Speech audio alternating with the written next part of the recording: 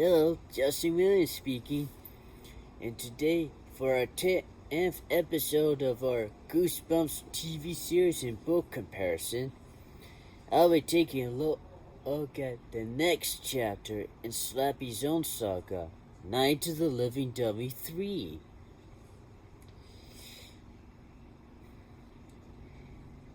And since this is a special episode, once again, R.L. Stine helps introduce the story. Without further ado, let's dive in. The story goes that a brother and sister, Trina and Daniel Odell, who lives in a big house, and their dad uses his attic to store away his own collection of ventriloquist dummies he finds, particularly ones that are falling apart. He calls it the Dummy Museum, since he has done ventriloquist work for shows, mainly for charity these days. And one night, Trina and Anya were given news. They were as their dad had found out a dummy with part of the face broken off. And what dummy, you may ask? It's none other than Slappy. As you remember from our last story, Slappy's head was broken apart, leaving his evil soul to escape.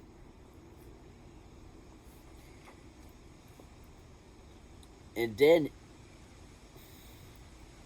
they were told that their cousin Zane is coming, but they had to promise to behave themselves, since both Trina and Daniel played practical jokes on him at his own expense, particularly very mean jokes at him.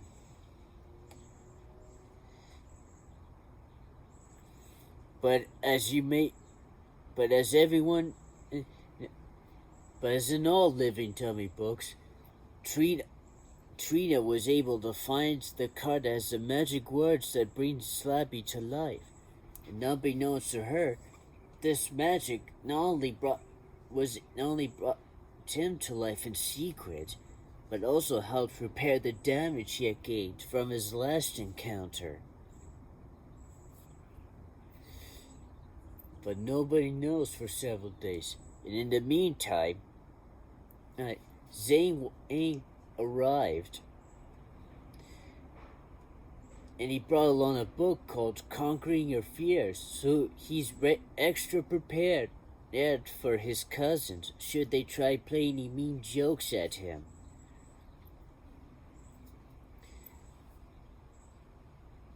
The dummies start appearing all over the place. And as it turns out, Zane actually was playing the jokes at his cousin's expense to teach him a lesson. But all the while, Slappy, so it's not just the cousins that found out about it. Slappy himself has been watching, waiting for the right opportunity to strike. And he figured that Zane is a prancer. He decided to show off how the professionals do it. So he took several dummies and tried to pull the same tricks, this time his own way, like impossible tricks. So our heroes had to fight him off.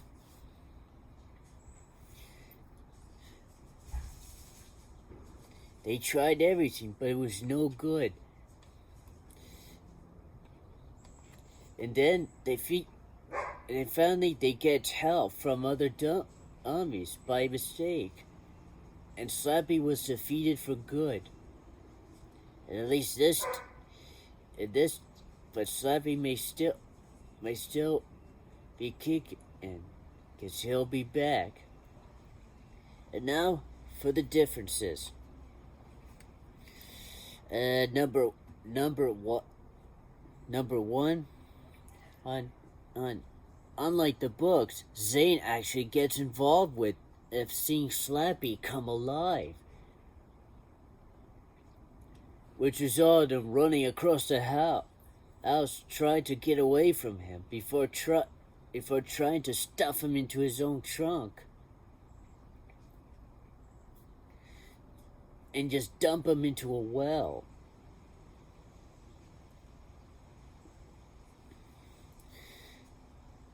And of course, all three of them forgave each other, and his parents knew about it,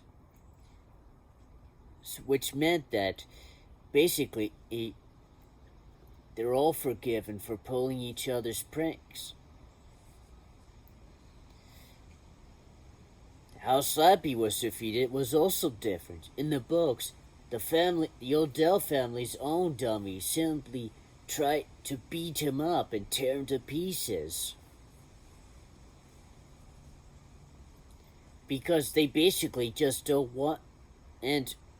But in the show, Rocky was the only one that came to life. And at first he was working for Slappy, but then Trina reminds Rocky about how her dad had made him part of the family. And as a result, Rocky gave him such a beating and threw him out the window, with Slappy clinging onto the eavesdrop, but was struck by lightning to causing him to explode into a few burning pieces.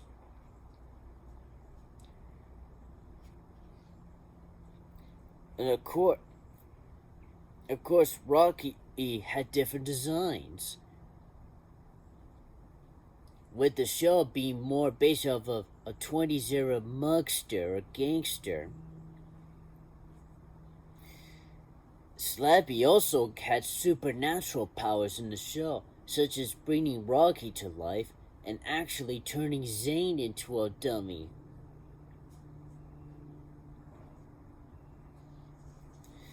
And while in the ending, Trina gives Zane Slappy